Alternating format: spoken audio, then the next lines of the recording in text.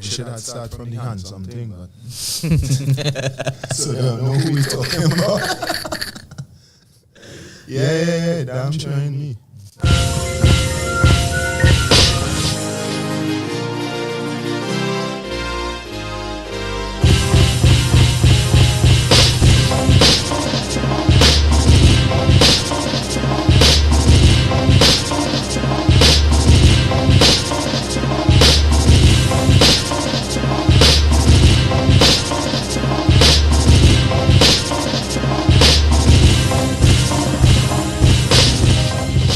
Yes, man. Welcome everybody. Welcome to another Wednesday. Welcome to Inter-International, where we shine light, have conversations, and Mako. It is Mako, the life of Trinis, living, working, influencing, making waves outside of Trinidad, and the ones who back and forth as well.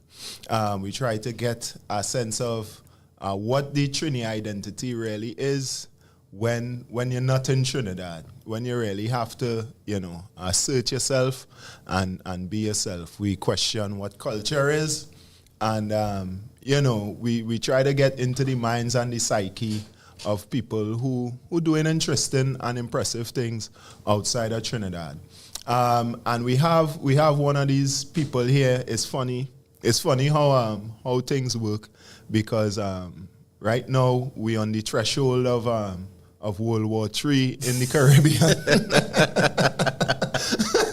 when it comes to food, somebody gonna drop the bomb just now. Somebody gonna push the button. But we'll get into all of that. Joining us today, we have somebody who have come to know over the years.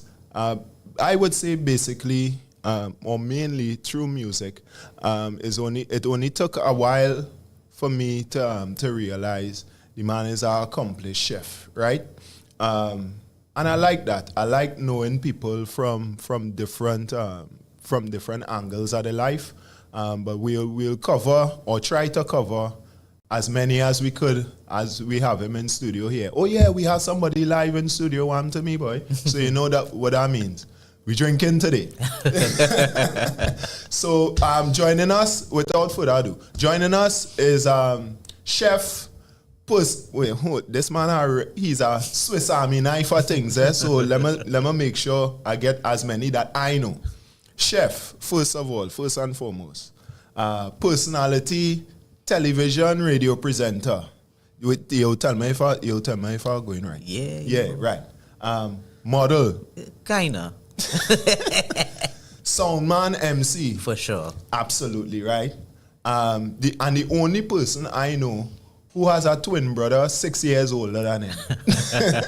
We're going to explain that. Welcome to the show. Welcome to Inter-International, Aaron Farrick. Thanks a lot for having me, man. What them, brethren? I did. Good to see you. Thanks for joining us. I know I was trying to get you on for a little while. Yeah. Because I thought you were outside. Mm-hmm. So I was just trying to run down that connection. Yeah. But it worked out. It worked out because at the timing, as I said in the intro, we on the verge of World War III. Correct, and this I show speed fella come and create a whole bacchanal now, because he go into every island and asking, will you have doubles, will you have roti, and either they didn't have the doubles, but he get a roti, but the roti is not a Trinidad roti, so you know what I mean? Yeah. The thing getting sticky. But we definitely have to talk about the culinary your culinary beginnings, right? Yeah. We definitely have to talk about why there is contention with certain things, certain foods, and that back and forth. I don't know if it's like a sibling rivalry with the Caribbean nations. I don't know what it is. Yeah. But we'll get into that. But first, what we like to do here is establish the guests' connection to Trinidad? Of course, you're mostly here, or you're back and forth? Back and forth, because I would say currently my connection where I'm trying to get back to right now is in Cornwall. That's where I was most recently before I came back to Trinidad, right? Right. And that could be a long conversation on its own, because having been to Cornwall for like I was there for about 5 months or something like that, right? It's like that has been my biggest culinary accomplishment yet. Right, okay. Because the guy I ended up working with out there, it actually was supposed to be an internship. And when I got there, the guy was like, "You're not an intern, like you are not a base level chef, you know?" And he ended up offering me a full-on job. He was paying me a wage and thing. And when my visa, because most recently this visa thing come around, when the visa was almost up and stuff like that, he was like, "Listen, we had to find a way to get you back here." So like we kind of now trying to have that conversation around me coming back up there. And the big part of that Cornwall conversation, as I was saying, is that his restaurant recently got entryway onto the Michelin website as places that you should visit when you're in Cornwall. You know what I mean? So that's like a huge notch on my belt right now, as like, I just on the cusp of being among the ranks of men who work in actual Michelin restaurants. Right, yeah. But that chef, he is Michelin recognized. He won more than one star for previous restaurants, but now he owns his own place, So nice. It was a nice experience being there with him as he is building this reputation and that kind of thing. So. So we have some details to uncover as far as that is concerned. Yeah. But so tell us about I know I mentioned your brother. I don't know if you have any other siblings, but just that one. Yeah. So well, that is a good pair to have. Your parents did well.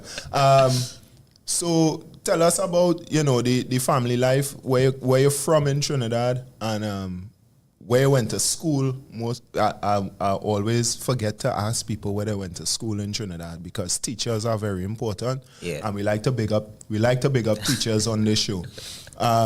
So yeah, things like that, school, family life, your formative years coming up, and the intro into culinary arts. Yeah. So born, raised between Diego Martin and St. James, right?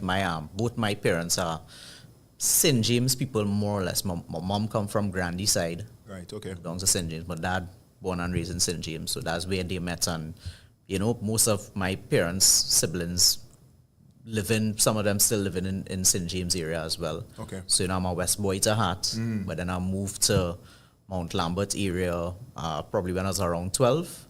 So we grew up there, went to school, primary school, went to Newtown Boys. So that's like, I always big up Newtown, because I feel like Newtown Boys is one of those schools that, plenty big ones come out of Attleboro and come out of Newtown Boys. Right.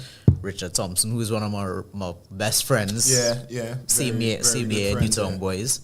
And then we both ended up going to QRC together as well. QRC. So yeah, and of course, most people like to fight QRC fellas because of the quote unquote love for the college now, but I wouldn't get into that. But go ahead, you do your QRC thing. As I tell people, and I think people from other schools who end up becoming real good friends with a QRC clique of guys, plenty of them have come around to tell me, including my brother. My brother went to Fatima. Right. Come to say, there's like, they would say whatever good things they have to say about their schools and stuff, but there's like, the brotherhood that QRC has is very different. And I would say that because it's like, among us, it doesn't really matter the year group now. Like since in QRC days, it never had a separation. Everybody line with everybody could all talk and sing, and you leave the college and people still identify with you like that, Yeah. So you could walk into a line of QRC guys, and there's a guy who is 6 years or 7 years above, there's a guy 4 years lower than that guy, and that kind of thing. It's just always this kind of camaraderie, And I tell people, I feel like that in itself kind of built me up for life in general now. It kind of puts you in a position that you realize that it's people from all walks of life, different backgrounds, different ages and stuff like that, but there's always a way to fit in and, be a part of our conversation. So yeah, I could. I mean, I like to get them. I like to get them a little fatigue, but I could attest. I could attest to that brotherhood and that, you know, the closeness of the fraternity. I've been accused of going to QRC way too many times, but the thing is, I have a history with the college, not officially, but through after school lessons. One of the teachers, big up Mr. Williams, Aden Enrique Ashton Williams, a.k.a. The Gun. He was a QRC stalwart, right? He was somebody very pivotal in my academic endeavors, right? Yeah. Going to lessons with him, it changed my life, quite frankly. And, you know, he was very good at grooming young students into a way of thinking more than training you in a subject. Yeah. Right? Because when you're in his class, whether you come there for maths, TD, physics, you're doing everything. Yeah, that makes right? sense. Right? You exposed to everything. You had to answer questions on everything, whether you doing an add maths question with the Form 6s and you in Form 2, Form 3, he could call on you to go up on the board and give it a try, right? And things like that. So he had a lot of fellas from QRC in the class, right? Yeah. So I, you know, became familiar with them and, you know, how they interact and all that kind of thing. So yeah, so outside of that, yeah, people thought I went to QRC. And I probably did. That is what usually happens, eh? Right. All of a sudden people be like, you didn't know QRC? I'm telling you, I went to school I did Form 6 in Poly, and men from QRC, there was a day they were talking about something that happened in QRC, and they called me to verify. And I was like, boss, I didn't go to QRC, you know. Man's like, what were you talking about? You wasn't in class then. So yeah, so I could definitely say that, you know, there's a closeness, and it's a well-knit fraternity of individuals. Yeah, and, definitely. And yeah, it does cross the age group. So yeah, you're definitely right about that. So in that environment coming up, what was your introduction? How did you? What were you intending to study? Was it culinary arts from early or what? Nah, in my QRC days, I was doing business subjects, you know, accounts and that kind of stuff. So obviously the intention was academically, the route would have been business now. Yeah.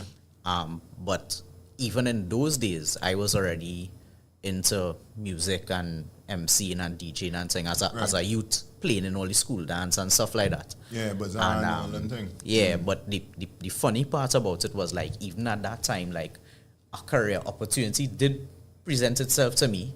A guy from 96.1 had seen me perform in QRC. We had like a song clash and thing, and I win the song clash, and then afterwards I went and played my set and stuff like that, and, you know, MCing together with some of my other boys and thing in QRC days. And he offered me, he was like, you know, like, how old are you now? 17, 18. And he was like, we could do it somebody like you on radio as a mic now. Right, okay. And of course I thinking about my parents now. I was like, ain't no way my parents and them would be cool with me taking a job as a mic man on a radio station now. And with that in my mind, I was like, nah, you know, I cool on that. Well, it could have been a broadcaster, presenter. You understand? But it wasn't that. I know exactly what he wanted from me now. Yeah. So I was like, nah, no more parents and go beyond that one. So I just turned it down, and, you know, of course they knew I was already doing my little DJ thing. They didn't realize how serious it was at the point in time, or how popular I was doing it. But I didn't let them know about that. It was still more of a hobby in their eyes now. Yeah. So, like, after QRC, I actually went straight into work, and I started working at Unit Trust. Oh, okay. Right? And I spent a couple of years in Unit Trust, but, you know, when, like, you're still trying to figure it out. So I was in Unit Trust. I started going to UE School of Continuing Studies, studying marketing and, business things again. And then it just, but at this point in time, it had way more fine dining in Trinidad. So it's like Il Coliseo and Moscovado, which is now Brian Lara's restaurant in Trinity. There was a whole bunch of restaurants at that point in time that was more on the fine dining end. So every month, and we going to hit one or two of those places and whatever like that. And I just had a real profound understanding of what the menu was and stuff like that without even having like this huge background on culinary per se. And a day we having a conversation about me and I'm not feeling this business thing and I know what the next step is. And she was like, you ever thought about culinary? She was like, you like cooking, you like food. Every time we go restaurant, you pick out all the best dishes kind of thing, whatever. She's like, you ever studied that? I was like, that's not a bad idea. So one of my cousins, she was doing a tourism degree down in TTHTI. Right, okay. So I approached her and I said, I'm thinking about this culinary thing now. And she's like, that's not a bad idea. She's like, the program down here is actually pretty decent. You start with the associates or you could do a certificate or whatever like that. And I went and I looked it up and stuff, and I was like, from the time I read the total thing that they had, the total package that they had there, I was like, yeah, this for me. Nice. And within that year, I think I just like saving up money and thing, and I quit just full cold turkey, and I went straight into culinary and did my associate's degree and never turned back from that. Nice, excellent. Big up the now defunct. TTHTI, Trinidad and Tobago, hospitality, TTH, hospitality, we'll fill that in. Well, I mean, now they have THTI in Tobago that trying to fill the shoes, I did a course or two there, and I can't remember the name of the place. We'll fix that. But places like that definitely had their reign and made their mark in terms of establishing excellence in an industry. Your exposure to TTHTI was as a student you did your associates, and what you continued there, so or after I did the associates, I didn't pursue, like I wasn't keen on doing like the bachelor's and stuff like that, right?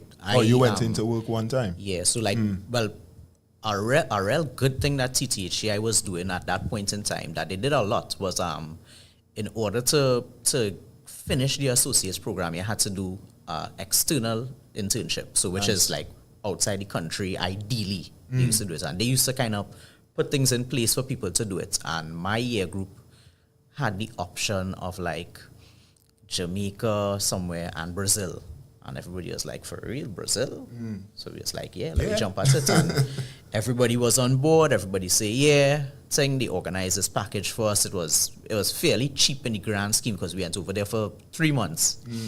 And that was an amazing experience as well, because I think it was probably the most challenging one for any of the TTHEI students who was doing the externships, because Brazil is not an easy place to exist in that Brazilians don't speak English for the most part, and they have no intention of speaking English to you if you're an English speaker. You have to learn their language. Portuguese, So like Portuguese. So going over there, it was like we had to do a crash course in Portuguese for like 2-3 weeks beforehand. Okay. And when we got to the hotel, the chief executive of the hotel, he was like, we only have like about 5 English speakers in the hotel. The hotel is like 1,000 staff because a big resort basically. Wow. So he was like, you're all gonna have to struggle and learn some Portuguese, but he was like, it'll make you all better people, And we was like, well, word, we down for it now. Yeah. And it ended up being like a real good experience in that my conversational Portuguese became really good. So like even up to this day, I've encountered Brazilian people or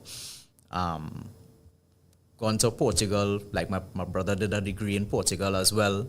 So, there are instances where people speak and I could, respond to them and it's like, you speak Portuguese? I was like, no, just a little bit and thing. And, we'd have a brief conversation. But, it put me in that direction that I was like, I could probably sit down and actually do a little bit more work and become proficient in it, what I mean? So, but the experience in terms of like the culinary side and stuff too was amazing over there. Shout out to Inotel. Yeah, big up. Trinidad and Tobago officially. Trinidad and Tobago Tourism and Hospitality Institute. Right? Because the place closed down years now. So it's not at the forefront of our memory. But we need it. We need it back. Yeah. Somewhere like that. I mean, as we talking about people wanting to open hotels and resorts and all of that, especially in Tobago, we have that was last week I saw turning of a new hotel. Yeah. In San Fernando, in Central somewhere. Who going to be the staff at these places? That's the what thing. is the level that the companies coming with expect? Can we provide it with a guarantee saying yes, this person has so and so degree in this and that and we have a history of that. So yeah, and like it's funny too, because Trinidad and Tobago not being like, let's say, quintessentially a hospitality nation now, because we've always spoken about we need to diversify and get more into the tourism and stuff like that. Yeah. And we had the things in place to do it effectively, and a lot of people from the region used to come here to get the training and stuff like that, right, because that's what their economies depended on. So that's why you would have seen the Grenadians and the Bajans and stuff coming here to do their degrees and stuff, because we were accredited. Yeah. And now you're finding, as you say, these hotels coming up, and we no longer have that establishment in terms of training people up and making them up to the mark that they're supposed to be. Yeah. And we have a lot of professionals in Trinidad who are now going elsewhere, because Trinidad not even providing a space for them to do things. So like I could tell you, recently somebody reached out to me from Guyana and told me, we thinking about bringing you across here to train up some people and stuff like that. Yeah. I have another one of my classmates who went over there as well, and she's training up people in 1 or 2 hotels over there. So that's to show you that we still have the potential, but we still have to put things in place to ensure that we could continue doing what we were doing all the time. You know? It's also a testament to the quality of the training that Exactly. you could leave somewhere, after so long. Yeah. And definitely be able to be in a position to teach and continue the standard. Yeah, correct. Talking about that, when we have people in studio, right? And well, me, I don't like thirsty lime, right?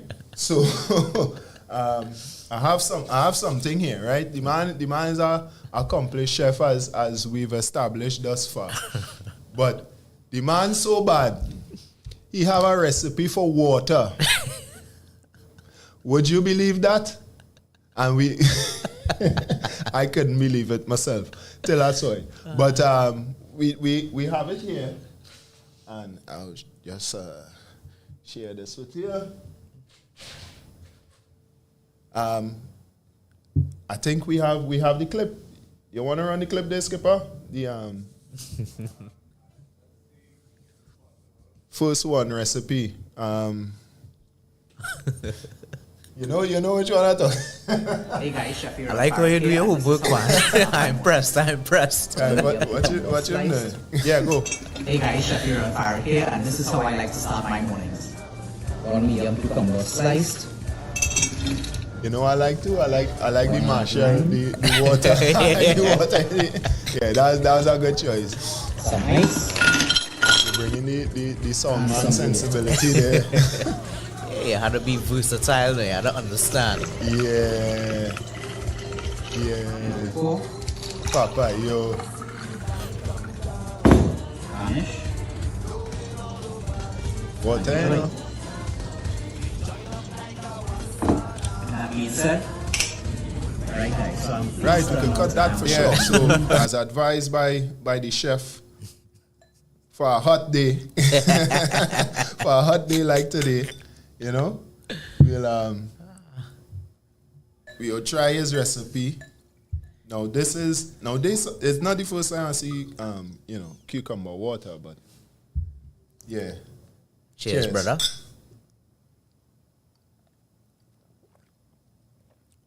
Is it to your liking? Of course, man. Refreshing, kabita, go fresca. Listen, I haven't been exposed to the So to the places that you would have as you would have been resident. But as you bring this one up, this carry me back to like Cornwall again now, because one of the things that I had to do on occasion, more occasion than not, was when we start in the week in the restaurant, we had to go and fill up pitchers or water pitchers, right? Right.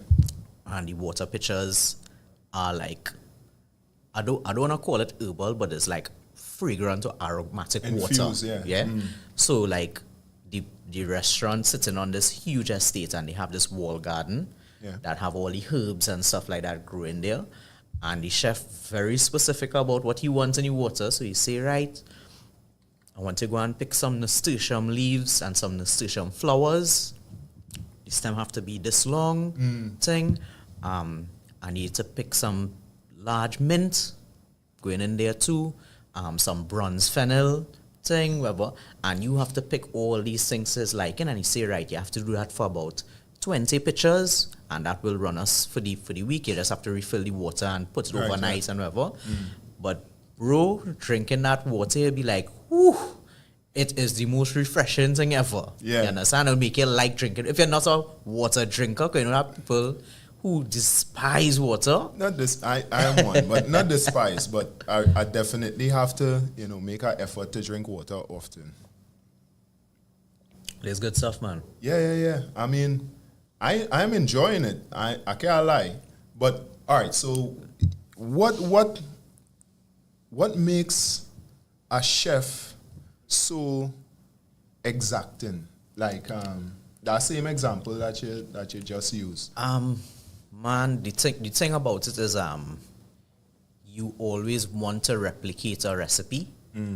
And recipe is the key word there as well. Replicate and recipe, because a lot of people feel that being a chef means you have the ability to just throw things together and it will naturally be good now. Yeah. And that's not how it works at all. It's a lot of precision. So like I've learned a lot about that working with that last chef there in Cornwall, that especially because he's a Michelin star guy. Right. He has a lot of recipes. So it had a lot of days that when I'm doing the prep, he gives me the recipes. I have his book of recipes, or he'll WhatsApp me the recipe, and I have my phone with me, and he'll be like, right, he'll just give me a list of things that I have to do. I have to execute that on my own. Luckily, after the first 2 weeks or whatever, when he realized I'm actually up to scratch now, he was like, I could just give you those things and leave you alone, and I could do my thing, and we'll just check in with each other and stuff like that. So like, I would just have recipes. I know what I have on my to-do list. Yeah. I have all my measurements. I have a scale. Measure, do this, do that, whatever, and thing like that. Put this aside. This have to marinate for X amount of time. You can't overdo it. It was so precise that on one of the dishes that we were doing for his main course, he was using those French beans. And we timed it to perfection how long the beans should blanch before you put it in ice water. So literally, I could tell you for those French beans, it takes 45 seconds blanching and a minute in the cold water. You don't want it to stay in the cold water longer than a minute because you don't want the piece to get waterlogged. Wow. So as soon as 45 seconds hit, into the water, a minute, out, onto paper towels, you get as much water out of it. Yeah. And it is just soft so that it's comfortable to eat, but there's still a little snap in it that it's like, crunchy. That is the level of precision and exactness. All right. So what was the process to get to establishing establishing those parameters? That's just trial and error, or you not really trial and error. So it's like, of course, when you're doing blanching, it's like a rolling boil of water that you have. So by the time I dump the peas in there, the beans, I was like stirring, maybe 20 seconds, and I pull up one, take a knife and just kind of stick it, or like, just kind of feel for it now. At this point in time, like, you know what it's supposed to feel like, right, whatever. correct, yeah. So then, like maybe by like the 30-second mark, I pull up one and I bite into it, and it's like 10 seconds again, and by that 10 seconds thing, whatever, pull out, drop in the ice water, take a bite, perfection. Like, you know what it is. Because I remember a day doing that same thing, and I already have a routine. I know what I'm doing and saying we have a timer in the kitchen as well. So like he has a magnetic timer on a shelf right next to where we do the blanching. Okay. So as soon as the peas go in, I press the button, beep thing. When it goes off out into the ice water, second timer, beep. You understand? That's how we go in. Right. And there was a day that I did it, and he thought I didn't do it for the right time now. And he took one of the pieces and he said, no, this is not good. This is off thing. And I was like, no, chef. I was like, trust me, I time this thing now. Like, I know exactly what I'm doing, like, And then he went and he stirred up the ice water. He pulled out a pea and he bites, and he's like, my apologies, chef. He's like, this is perfect. I was like, yes. Nice. You see? And your foundation was TTHTI. Correct. Right. Correct. So after TTHTI, where you moved on to on your journey in the culinary arts? I moved around quite a lot. So my first job, this is like literally before I went to do the internship in Brazil. Yeah.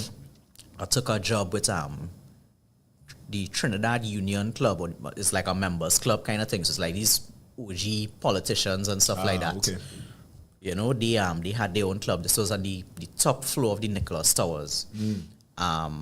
Naturally. Yeah. So I was there for maybe about 6 or 7 months, just because, they gave me this job and I was like, all right, cool, started doing it and stuff. And then I had to leave to do the internship and stuff like that. Before that, I had started, like, while I was still in hotel school, I started working at Levels, if people remember Levels, Sushi Lounge on the end of the avenue. I was there for a little while. And in between, one of the first places that I really got a understanding of culinary was with Melange, that was on the avenue. They were right next door to Angelo's on the other corner. Yeah. Moses Ruben is an amazing Trinidadian chef. He was actually one of the first fine dining chefs on the avenue, because all the other fine dining places that existed on the avenue were foreigners, because it's like Alabastille, Angelo's not a Trini, what I mean? So he was the first established Trinidadian chef who was doing fine dining on the avenue in a place like that. Right. So I did like a small internship with him, and he gave me some refinements as well, because he had a background of being like an executive sous chef at Hilton for a number of years. He was also an amazing garde manger chef, and he used to do a lot of food carving. He actually won a food carving competition back in the World Trade Center in the 90s. Wow. You know what I mean? So again, local talent, plenty big local talent. Yeah, we've had a lot of as I know, because for bartenders, and definitely. mixologists are world renowned. Yeah. As you say that, shout out to Rakesh Madhu, one of the baddest mixologists, lecturers, whatever. I think he might be lecturing at THDI now. Okay. And God, my boy Daniel Jones. Right. Daniel Jones is out in France. I think he's living right now. He's an ambassador for Angostura, but he's like a rock star. I'll put you onto his Instagram as well. Nice. That's the kind of people we want to talk to. Yeah, I always tell him that whenever I get a chance to, converse with him and stuff like that. I was like, bro, you are a rock star. Like, he will go to places as this ambassador to teach people how to use bitters and how to use, new drinks, Amaro, de Angostura, blah, blah, blah. And when he shows up, is literally rolling off the red carpet for him, and people are like taking pictures with him and stuff like that. And he is the person who makes culinary and being in this hospitality field, he makes it look really good. Because he takes the job seriously, he's passionate about it. He's well dressed. You see being well dressed and well uniformed, hand in hand with this occupation. That's the guy with the branded kind of leather apron. I wanna find out, like, you know, and explore more the places that your field has taken you, that your academics. The academic side is very important, and I want to talk about the business of your field as well. So when we come back, we peel them back the layers. We peel them, and we have a mystery drink to drink. All right. We peel them back the layers, and we're going to talk with Aaron and get into more of his culinary journey. So we back in flash. Nice.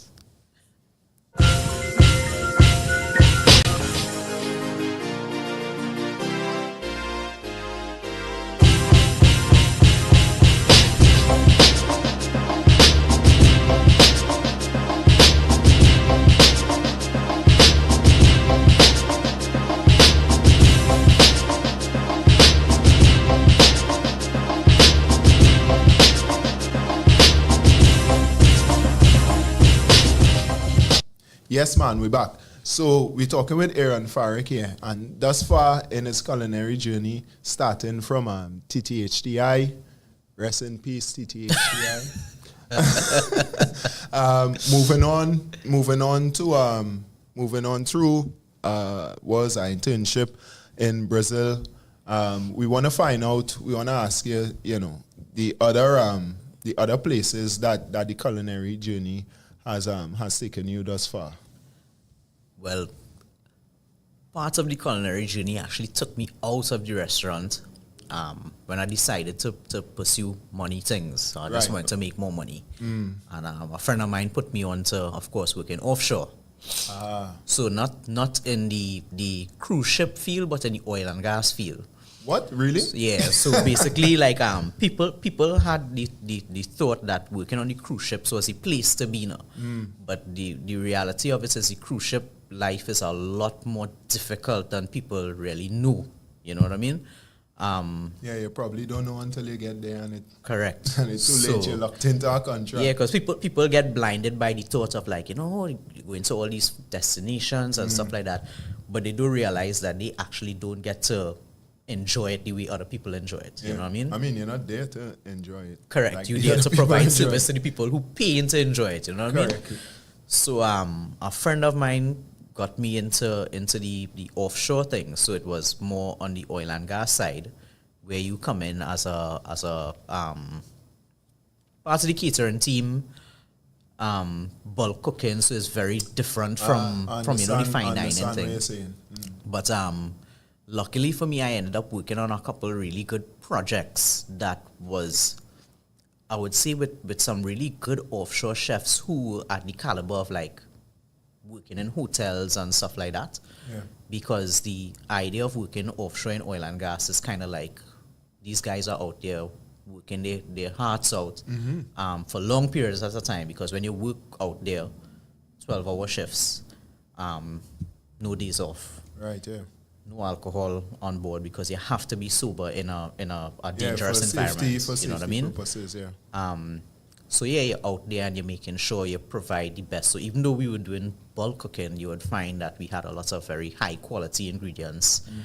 You know, there would be, you know, steak days, and then of course, you know, you have burger days, and then depending on where you are in the world, you might do some indigenous things as well, right? Right. So it took me from Trinidad. I worked on a couple of really big projects in Trinidad, and then I had the opportunity to go to Mexico. So I ended up working offshore in Mexico for about a year. Is this the same company, or you're moving around? Yeah, this is the same company. So okay. I started off with a locally based company, and then with that company, they jumped onto a big project, partnering with an international company. Yeah. And what happened is the international company told me, just like, you know, you're willing to make a move with us as well? And I was like, yeah, no problem. Yeah. And they offered me a contract, and I ended up going out to Mexico with them and spent a year in Mexico. And that was, again, another really, really, amazing experience. Not only just the culinary side of it, but getting to see firsthand what the operation is like when you're on an offshore project. Yeah. If it's pipeline, if it's drilling, that type of thing, diving and stuff like that. We had to do, at one point in time, we had to do specialized meals for the divers. And the divers when they come, they only work for like a month at a time because they dive at very deep levels to do underwater welding and that kind of thing. Okay, right. And so what, they can't eat certain things? They can't eat certain things. They have very specific diets that they eat, which are good for their stomachs, for their bodies, for their energy, that type of thing. That don't build up too much gas. Correct. So it's like, and on top of which, because, as I say, like seeing what it's like offshore in terms of how different occupations, exist and stuff like that. Those guys only interacted with us in person on 2 occasions, when they first get on the boat and for the last 2 days when they leave, because while they're on the job as divers, they have to stay in a separate pressure tank.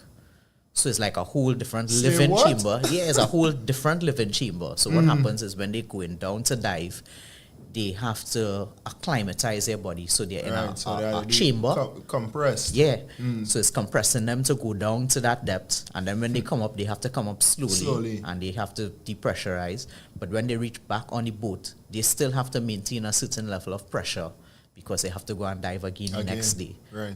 So we actually had to package their food and put it through a little chamber like that. And that chamber keeps us away from their pressure. And then they'll open it from their side and take their food and stuff like that. So, yeah, it was crazy. Wow, it's like you're on a spaceship. Literally, it was that kind of vibe. Yeah, you see, and it's interesting. You see, when you're talking to professionals, when you're talking to actual professionals, this is not just a man who could real cook. Clearly, because you are exposed to different levels of, what is the word, boy? I mean, that is a straight up safety OSHA prerequisite. Definitely. This set of workers can't eat this or can't eat that at this time and them kind of things. Yep. I only thought about that specialization with like athletes. Exactly. But, so it goes across different fields, you know what I mean? Yeah. So wow. Imagine that. So all right. So what was the weirdest, most unusual thing that you had to prepare? Most unusual, weirdest. I mean, I could say, like, let's say during that time in Mexico, Sundays was like our steak days now. Okay. So they had specifically the Mexican steak, what they call arrachera. It's like this marinated flank steak that comes in like these kind of pieces, almost chops up into pieces, whatever, but like it tastes mad good. And every Sunday we had to have that because, of course, the locals want to eat it. The foreigners love it. So I love it. So, you had to have arrachera on the Sunday. And the traditional accompaniment with that, especially for the locals, is the cactus. So it's, it look almost like this local cactus that we have is a ratchet. Hold up, Solia. Hold up. Because, all right, I try to think. You say cactus, I understand Mexico thing. They will find a way to eat cactus, right? I could accept that. In my mind now, I'm trying to think about how you prepare that. Right. So don't tell me cactus straw. No, bro. So it's like, right, good. you get any whole pieces of the cactus, like, this look like a big kind of fan shape. Oh, the big kind of roundish one, right? Yeah, okay. like flat, but thing. Yeah. But have all the pick on it and things still. So you have to wear your gloves, and you have a knife, and you just kind of scraping off all those pickers, whatever, like that. Right. And then you go and you wash it out in cool water, and then you cut it into pieces, and then that going on the grill. You salt and pepper that oil and stuff, and you throw that on the grill.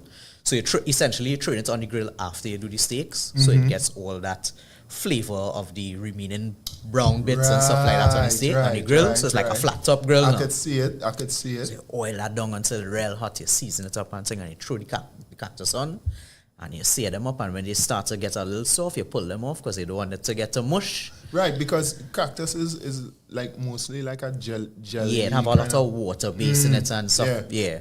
So you grill that off for a pull that, and that's one of the main accompaniments to go with the steak. So yeah, that one it's still an acquired taste. Like I didn't grow to love that, but it was an acquired taste. Like it worked well together with the steak, but I wouldn't go wild off it. No, but of course the locals was like, oh. Yeah, once you have that and you do it well, then they would enjoy it. So you ever tried it since? Nah, but I haven't had the opportunity to try it. Or a variation since? I haven't had the opportunity to. But it was cool. It was very cool. It's sounding interesting, you know.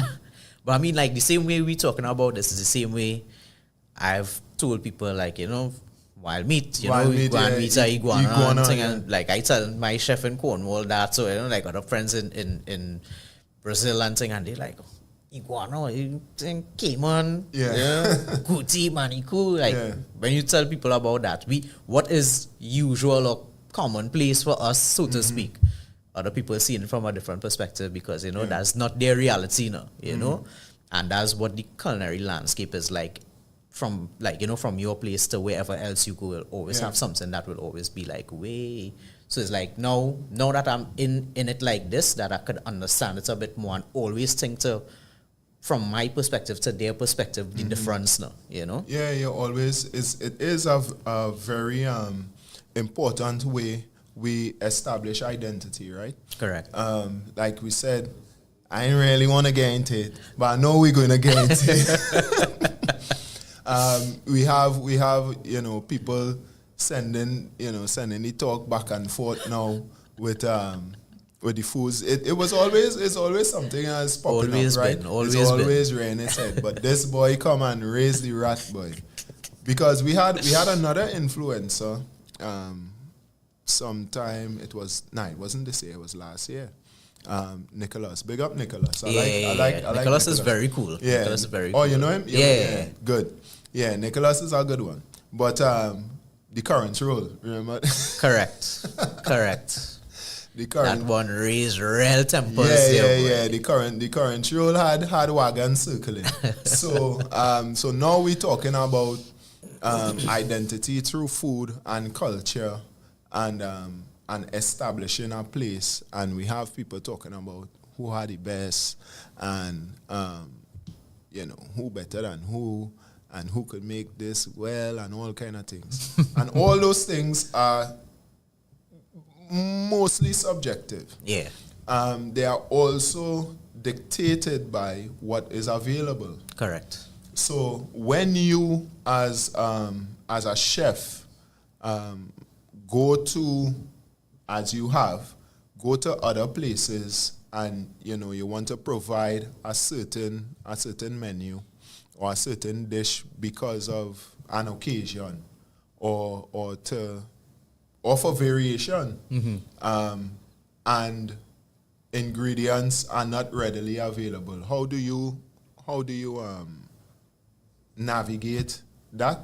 And have you ever done it? How did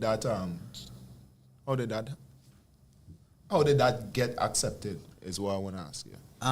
So I've been able to reproduce Trinidadian foods internationally. What you would find is like plenty of the time when you can't find an ingredient, you find the closest common substitute basically. Right. And there are a lot of occasions that people don't even realize that there are ingredients available to you. You just have to find it. You have to talk to people and find out where you could locate it. So like, let's say for instance, among the Caribbean islands, I think Trinidad uses shadow benny the most, right? Culantro. Right.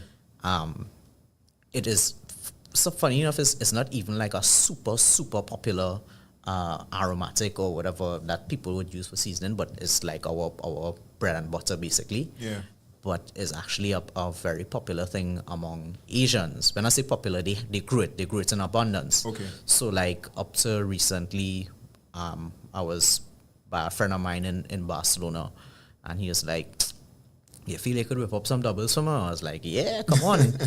And I just asked him, where you have like veggie marts around here that I could go and pick up some stuff, and say, guide me to this Chinese greengrocer. Right inside the greengrocer, I get a big bundle of shadow benny, bigger than I see in Trinidad now, some huge leaves, whatever like that. And I was like, yeah, like people don't even realize that you just kind of need to know what you're looking for and where you need to go to find certain things, right? But then there are other things that are more nuanced to us that we produce or that we use that most people won't use. So like, let's say cumin. We don't typically use regular cumin. We use roasted cumin, roasted jeera. So therefore, when you use their regular cumin powder, the strength of it is not the same. You have to get the roasted one because the roasting is what actually gives it the intensity, So in instances like that, I've had to get like the whole cumin seeds and roast them for myself. And then, use like a coffee grinder and make my own powder out of it and stuff like that. So, of course, these are the things that comes with time, being a professional and understanding the profession, understanding the ingredients. Yeah. You understand how to manipulate it to get exactly what you're looking for. You know what I mean? In my time offshore as well, it's like they have Indians, they have Asians who work on board and stuff like that. So they tend to cook curries a lot, right? Okay. And of course, a few of the times that I encountered the curries, like when the Filipinos cooking, they cook their style of curry. And I really did not like it. It really was not a flavorful curry. Was it because of the expectation of the taste, or was it just something you didn't like? It was definitely an expectation of the taste, because I was expecting it to, even though I was saying they're definitely not going to make curry like what I'm accustomed to. Right. But when I see how they cook it and how it tasted, I was like, nah, boy, it's just not flavorful now. So one of the times I offered, I was like, let me show you how we do this curry thing now. So of course your boy make green seasoning and season up the meat and thing first. And then of course incorporate, jeera and saffron and curry powder into marinating the meat and stuff like that. And then of course showing them how to burn the ingredients with the oil and stuff like that, and then start cooking the meat and adding the water and stuff like that. And that time after I did that one time, they couldn't do curry without me doing it. Like especially for the people on board who ate it. So there were a lot of English guys working on board. Yeah. The English is very familiar with curry because their ties to India, even in a bad way, but still, they're very familiar. We can should exclude the fact that curry is very popular in the UK. Exactly, because I mean, like butter chicken is like their national dish. You know what I mean? Yeah. So that time I made it. The English guys was like, yo, like this is the best curry. Who make this curry thing? Some of the Indian guys came and they told me straight up, there's like, this is almost like being at home, and that was like a huge compliment to me, because I wasn't too familiar, like, because with Indians too, like different parts of India would make their curries differently and stuff like that too.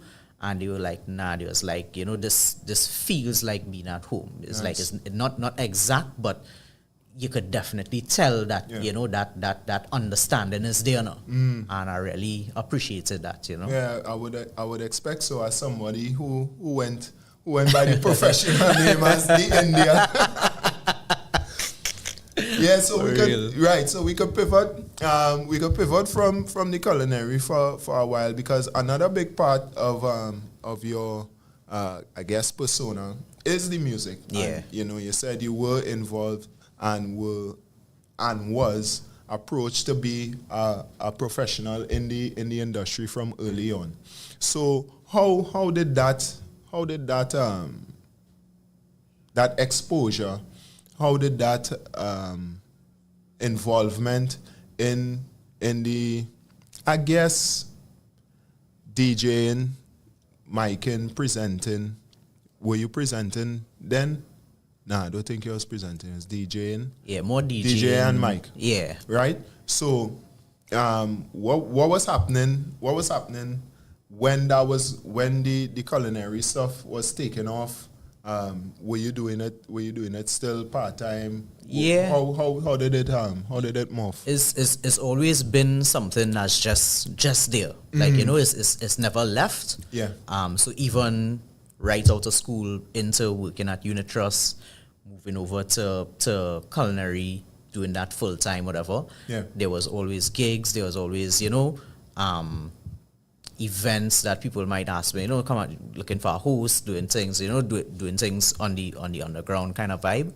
And I mean, I could tell people like back in the days when it was Raw Wednesdays in Zen and 51 and stuff like that, like I was popular on the circuit with Nemos, right? If only know Nemos, right?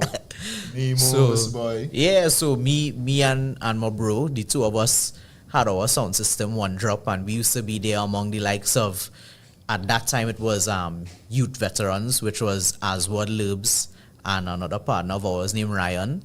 They was like teenagers now on the come up, hungry for it kind of vibes. G Lava Explosion, Ruan Legend, who's the Musical.ly as you know them now. Who else would have been around that era with us, boy? Archie was Anarchy at that point in time. It had a couple real proper players at that time too. It would have been Assassin Singh, Ryan Spartan, and DJ Tech. Bro, it was like heavy hitters in Nemos, and like. And was a healthy circuit too. Healthy circuit. Like, as I used to tell people, that period was real fun for me because every Wednesday they used to reformat how the lineup was going. So everybody used to get like a primetime spot or opening spot, whatever. So it's like competition. Like the competition was fierce because at that time I would say DJing felt more like, you was definitely trying to combat with each other. Yeah. Who was going to drop the hardest new tune, who was going to take the biggest risk. It doesn't feel like that in parties anymore. Like the DJs all play in a kind of safe space where sometimes you want them to step out the box a little bit more and flex that muscle.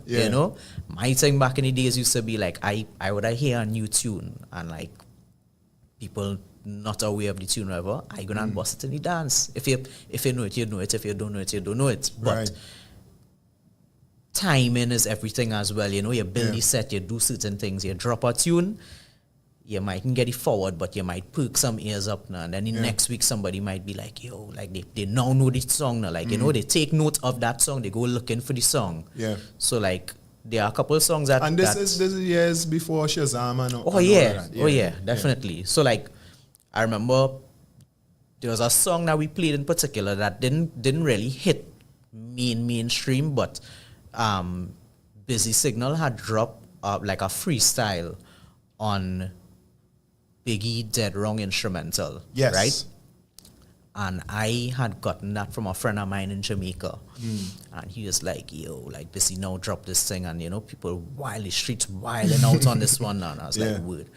And I, of course, you're burning CDs in them days because we ain't running laptops as yet. Right. Burn that CD and went and dropped that the Wednesday, and people went berserk. There's like, never heard before, but of course, you play it and the instrumental begin, and they obviously thinking is a beginner. Yeah. And Busy starts spitting, and people went mad. Pull up that about 4 or 5 times.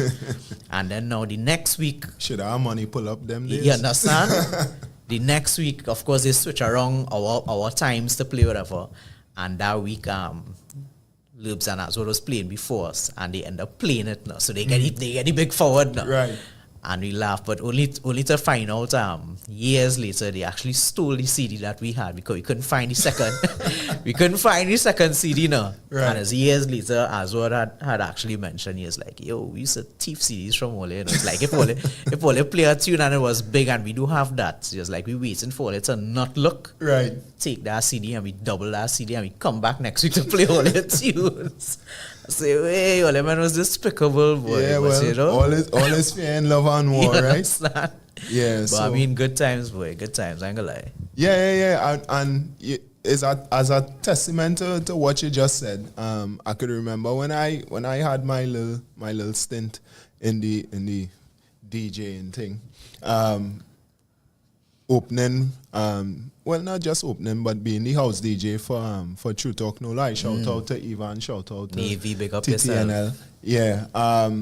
Who is your cousin, right? Yes. You mentioned. Yeah. Look at that, Trinidad small. Right?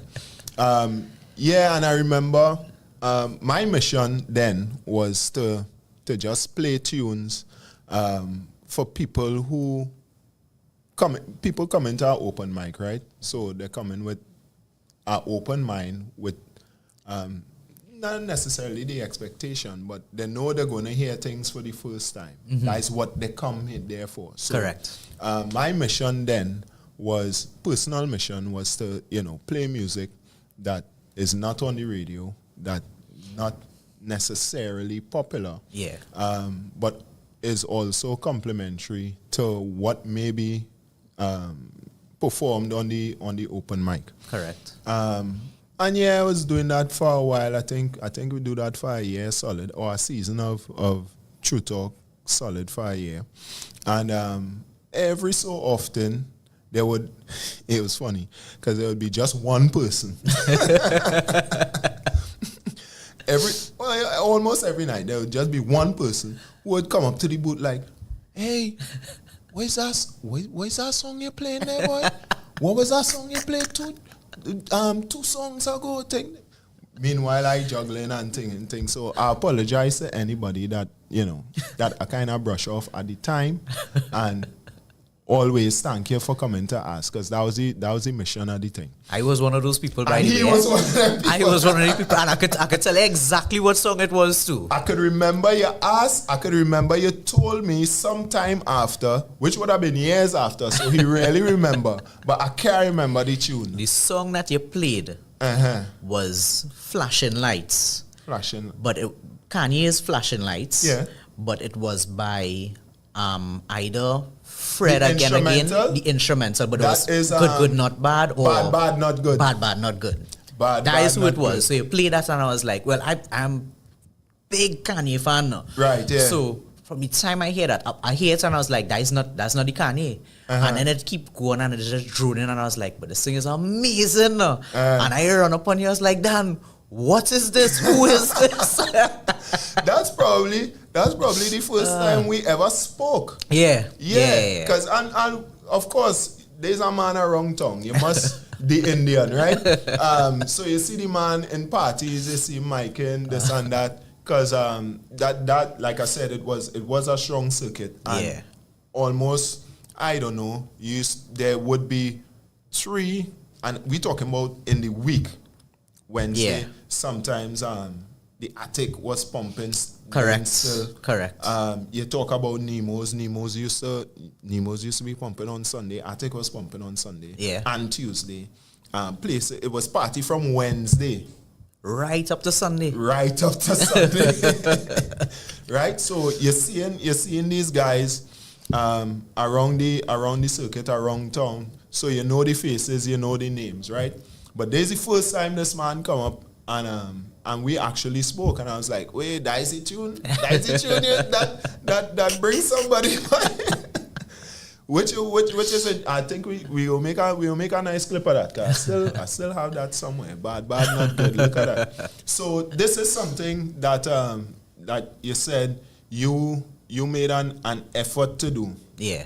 To bring something new, to introduce a crowd to something fresh for the ears, right? Correct. Not only for the song thing, for popularity, but just because that is part of your responsibility as a DJ, right? Definitely. And you also said that people that is not like that anymore.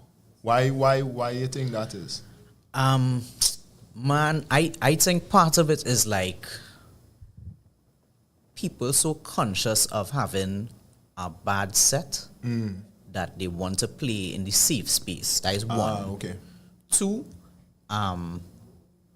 DJs don't show up early for a set the same way that people used to, So like usually you would see a DJ come, like if you're really out there to impress and you want to do something serious, you come and you listen to the set before you and kind of figure out, you ask anybody else who there, you know, this play for the night, you know, you want to know what you could play, what you should play kind of vibe. Okay. And there's not many DJs who still think like that and go like that. I know a couple of them who still do it. So like shout out to Selector Kerry. Right. On more than one occasion I've seen him come. He'll go to the other DJs and he'll be like, you know, let me see what the history, you know, what other people play. Okay. And they don't bend on that? They don't Nah, I mean I don't feel it should be like that. I've never seen anybody refuse to do it. Yeah, you know.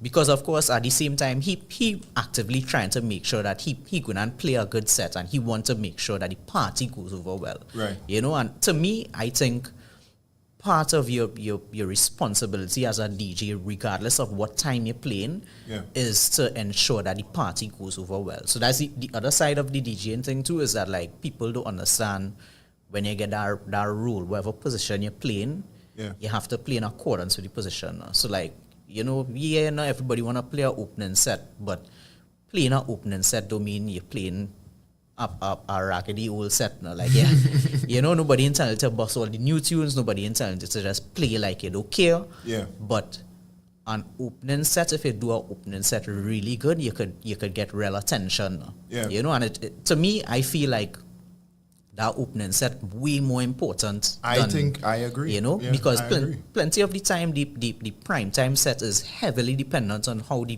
dance grows now. You know, and sometimes the perfect opening set could just kind of let the party flow and be free and get people comfortable, you know, faster. So yeah, everybody just needs to know the position and do their thing. And as I say, like, you know, people come in early, you know, just take some notes, you know, what you feel. Yeah. Get a look at the demographic that in the house. Plenty DJs don't look at the crowd too. Don't look at the response to see, you know, what songs hitting, what not hitting, whatever. How to pivot in between the set. You know, this isn't really feeling, let me try something. Let me throw in a drop on one song and see what the response is like, you know. Like, just have plans now. I feel like you should always have many plans just there to back up. And you don't see that as often. Some men still have it real good. I've seen J Lava, Explosion, oh my De God. Musicali. I've seen him pivot out of some situations already where, you know, he gets a bad handover. Somebody bust one set of big tune before he coming on. He coming on to play a prime spot now. Yeah.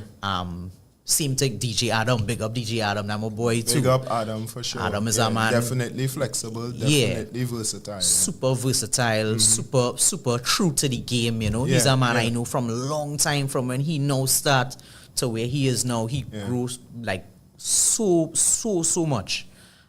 He's one of those people who could like feel that audience energy and see what people, you know, what he feel people need to hear. Yeah. And once he play that first song, if he get the response that he looking for, unstoppable. Yeah. If he do get the response, he know how to pivot. Once the peas blanch right. Yeah, you understand? he know how to test them peas. I'm telling you. So, you know, it have a couple guys who still have it like that. And it's always good when you're in a party and you see people who do those things, boy. Yeah. Is make it real appreciate the culture and remember how the culture used to be now. Yeah, you call two real good examples of that, J Lava and Adam. Yeah. I could remember my favorite DJ in a party, boy. Well, two. Ishmael the Demolition Man. Oh God, Ishmael is legend. Oh my God. Ishmael is legend. Technically, vibes wise, selection, everything, and he know on the mic. Exactly. And DJ Dane. Oh yeah. Monster. I've had the opportunity to play in a couple parties that Dane played in as well. And he have a way with selection, boy. Yo. He have a way with selection.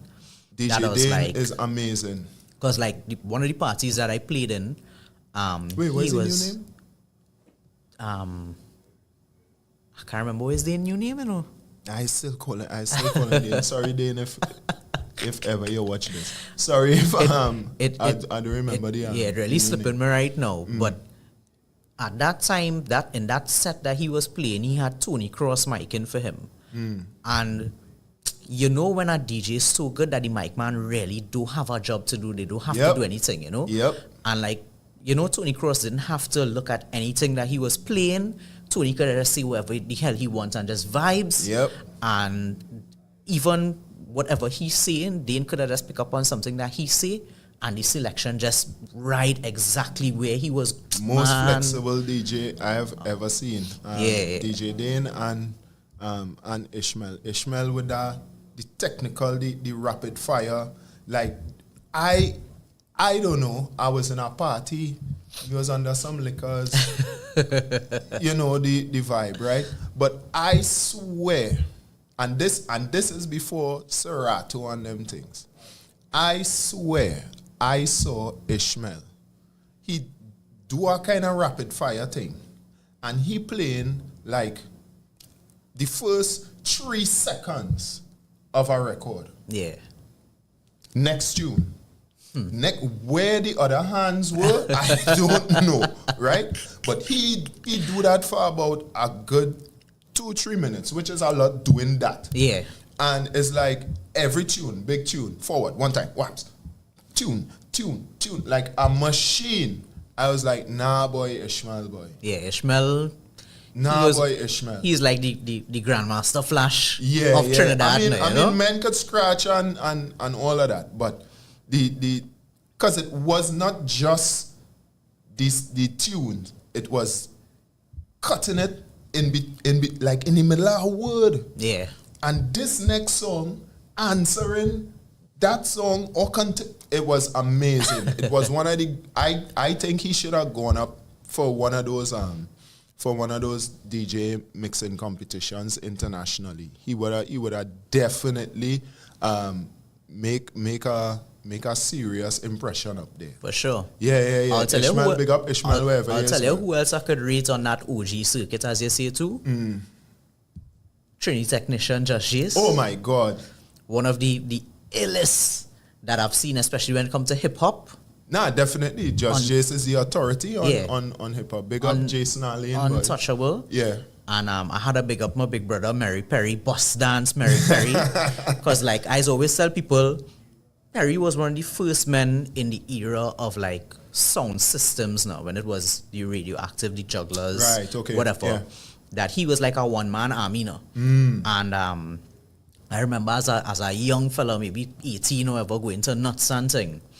And when Perry come on, he just set a different tone, boy. Selection and just timing and everything like that. Right. To the point where I vividly remember going to parties just knowing that Perry was going to be in the dance. And I was like, we go get some good music in that party for sure, you know? Yeah. He was one of those guys in that era that was like, he didn't have a prolific front man with him, whatever. But the music, boy, the man used to speak with the music, and he still does. So yeah, big up, big up my big brother Mary Perry. You know what I mean? Yes, because they since you see nuts. Yeah. So we talking about mid-90s. Correct. Coming down the late 90s. Coming down the line there. Mary Perry though. Yeah. We had some excellent DJs, excellent musical talent. That passed through, and men still around. So big up to all of them who still operating and still rocking the crowd and the boat ride and thing.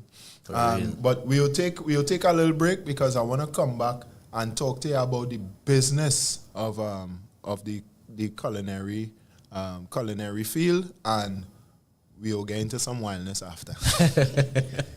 We'll take a break there, Skip.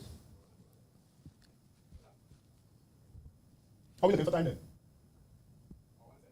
Nice, okay. Need to raise funds for your next creative project, event, or invention? Or maybe you or a family member are raising funds for much needed medical treatment. Now, you can get started raising that much-needed cash via Donate68.com, the newest 100% homegrown crowdfunding platform in Trinidad and Tobago. Donate68.com accepts donations from all major credit cards, but not only that, for those without a credit card, you can use your everyday Visa debit card to make donations. So log on today and create a campaign for your next passion project, startup, or cause. Share your campaign with your community of family, friends, and supporters to get the financial backing you need. Donate68.com, funding your culture.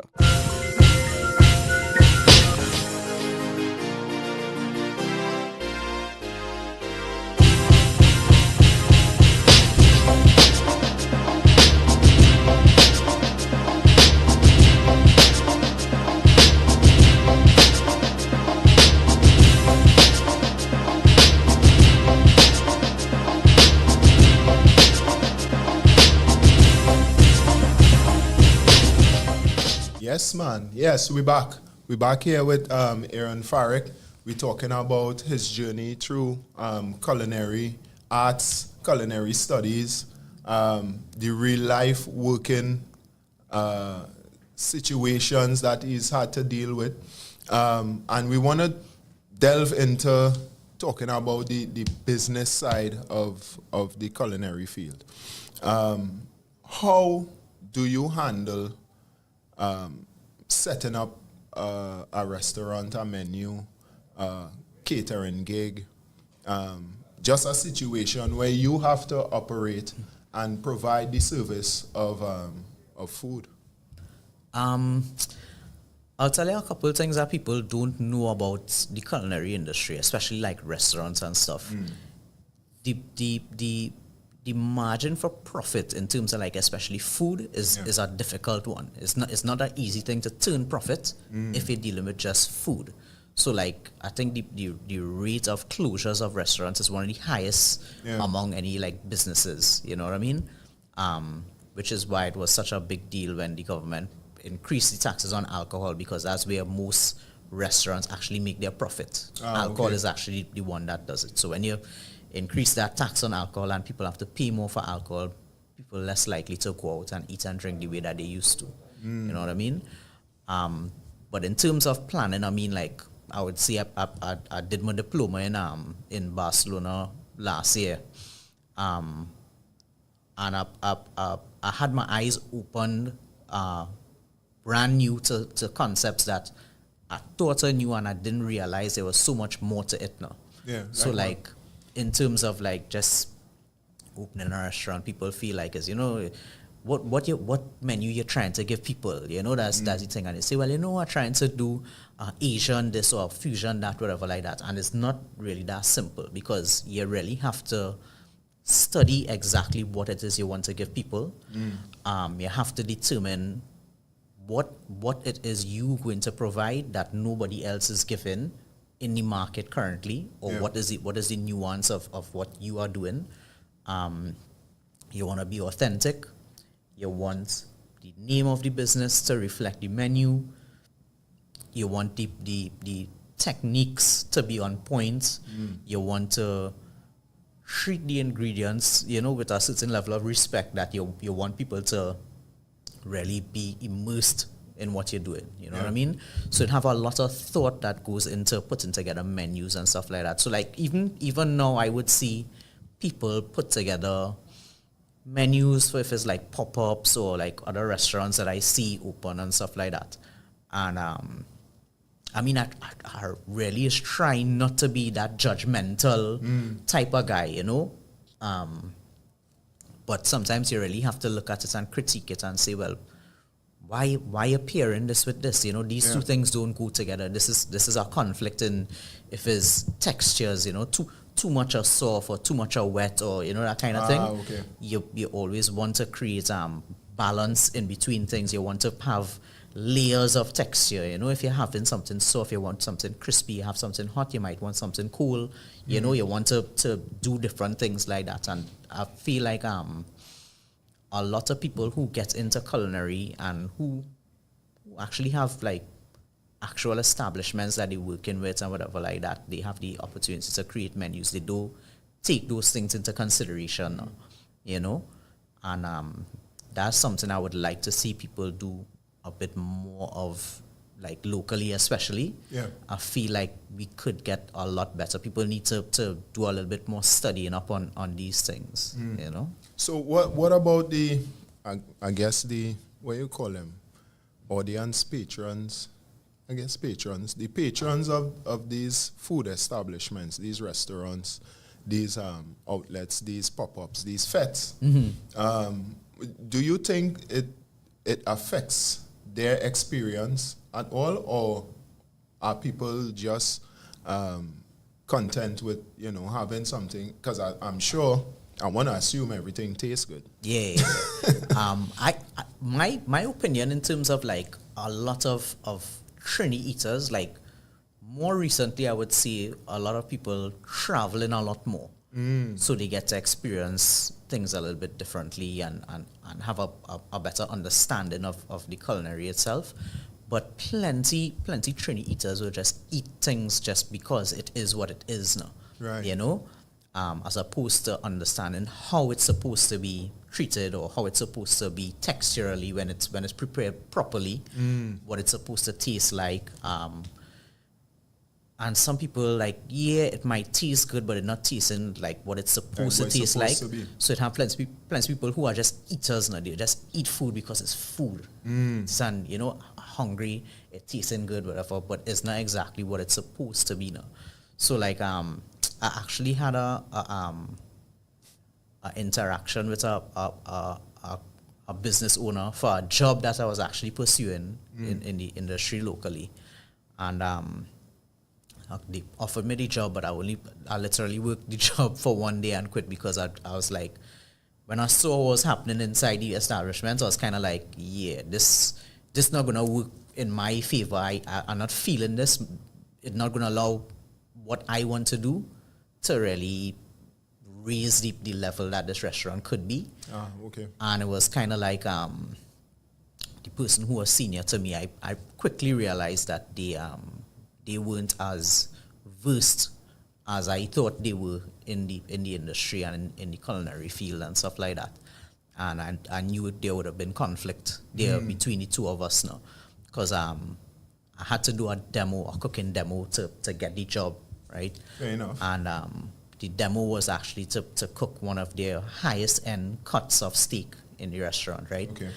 And I did it on the fly and did some, you know, some random accompaniments. At the point in time, to be honest with you, I really was kind of unbothered. I know the steak was going to be fire, so I cooked the steak. I cook a sauce. Yeah, you cooking steak in Mexico. I mean, come on. With cactus and So I do this steak with a little sauce accompaniment and some other things. And the other things was like kind of trivial, whatever. But like the owner rubbed me the wrong way to begin with, because he was like, he find my plating pedestrian, right? And I was like, well, I don't know if you're up to scratch with like what's happening in the world currently in terms of plating styles now. And I've explained the style to him, whatever. And I was like, you know, feel free to Google it if you want, and you will see a plethora of plates similar to what I'm doing here, which is kind of the trend now, and you know, something that I want to bring into the Trinidad thing, whatever. And he's like, whatever, cool. But then, of course, he gets the actual critique of the meal itself, right? Yeah. And he was like, the steak is seasoned perfectly, cooked perfectly, the sauce is amazing. And he was like, he said, I didn't want to say this, but I feel like I need to say this. He was like, this sauce is probably better than any of the sauces that we currently have on the menu now. And I know that was a slap in the face for the chef, who was actually, you know, the head. And that was like the beginning of where I realized, like, you know, it's going downhill from there. Okay. So it's kind of like that's how I feel about people understanding what culinary is supposed to be and what they're supposed to be doing and stuff like that. Yeah. And I feel like there are lots of people who are in charge of kitchens in Trinidad who don't know what they're doing. You know, don't know how to put together this menu and cook this food and tell a story that the seasoned eater, you get that? You know, eater? or the foodies, as they like to call it, Right. could come and have a proper dining experience, you know. And that's what I feel like in terms of developing the culinary in Trinidad, we have a lot to do in terms of developing the landscape of it, because you could go to all these other countries and you go to different places and they tell different stories that still has the same background, the same tapestry of what the country is like and what the region is like and what the food is like and their understanding and their own principle. I feel like we have plenty stories to tell and people just don't want to tell those stories the way that it should be told, because everybody wants to fit into the box or do what they think people want them to do. Do what you want to do and let people understand from your perspective. No, you know what I mean? But definitely know the background and have the story behind what you're doing. Exactly. With that said, I want, and you kind of mentioned them on the periphery, but as you said, foodies. I want to talk about these people. These people, the food influencers, right? The food influencers and the food critics. And foodies. Listen, people. If you was watching this from the beginning and you listen to all the things that this man talk about thus far, right? You know we're going into a minefield here, right? So sit back and relax. Okay? Don't get too wild. We're going and deal with this as best as we could without calling people names and all of that, right? Because that is not what this show is about. I'm not doing that. Talk to me about the rise of the food influencer, the foodie, the food critic, is anybody here a gastronomist yet? No. And the Epicureans on social media, please. Man, I really do subscribe to these people, boy. Like they have some people who give their opinion, right? I appreciate the ones who give their opinion, who not trying to be a food critic. If they feel like, I like this thing about this place, check it out, whatever, right? Right. But then they have people who constantly out there going everywhere, going to every place, whatever like that. And you could tell it's a meal ticket they get in now. They eating all the free food and they making the videos and it's really just plugs now. Yeah. So there's a difference to just plugging people as opposed to actually giving people valuable information about the food that they're going to get and what is good about the food. So like you'll never hear somebody actually give you culinary terms among these people. You'll never get them giving you actual culinary terms as to why this thing is good. Why is it seasoned well? How is it seasoned? Like, everything well seasoned. Exactly. Every exactly. place have ambience. Exactly. You understand? Because all right, so let me say something like ambience, right? Ambience could be different things. Yes. You understand? It depends on what kind of ambience you're looking for. Do you want a quiet setting? Do you want something that feels more busy? Do you want something that, is a little bit more stimulating visually? Yeah. You know what I mean? Ambience could fall into different categories. Well seasoned could fall into different categories. It could be green seasoning, well seasoning. It could be salt and black pepper, type of seasoning. To the cut of meat and all of that. Exactly. Yeah. So, it's all these things that people don't realize when you want to be a food critic or you want to direct people into that direction of, where they should go eat, where they shouldn't, or whatever like that. You have to be kind of familiar with the food itself, with the preparations and that kind of thing. Yeah. And that's why... Oh, you mean you should know what you're talking about? Exactly. So, to me, it's a difference between somebody who, like, I'll tell you, like, the Nicholases and all these other people. There's this guy who came down some years ago, not too long ago as well, and I forget what's his name, but he's eaten a lot of real spicy food as well. Yeah, that guy. I know what you're talking about. These guys not coming to eat and say everything is the best and whatever like that. Yeah. But they know how to explain exactly what they're eating and what you can expect of it. But they wouldn't necessarily go and say, oh, this is the greatest and this is the this and the that. Right. They tell you what they feel. You know, same thing with Nicholas. Nicholas say he liked the Trinidad control as opposed to, you know what I mean? And he openly said, well, this is how I feel. This is my opinion. He said, I found exactly the current roll I had in Grenada was a bit dry. Right. He didn't say it didn't taste good. Exactly. He didn't say it wasn't sweet. He didn't say it didn't have enough currants. He didn't say it was too expensive. He said, I found it was a bit dry. And that is all. And that is all. Take what you could from that statement. Yeah. He is speaking what he found. You know?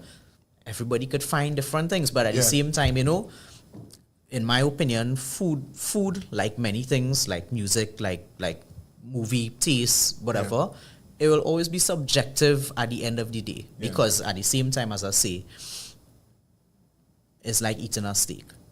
I will quicker eat up a steak on the rare side because that's what I've grown to learn and understand and appreciate it for. Right. And then there are people who will eat it well done because they just say, well, you know, I can't eat a steak that not fully cooked, that you know, had the blood in it. You know what I mean?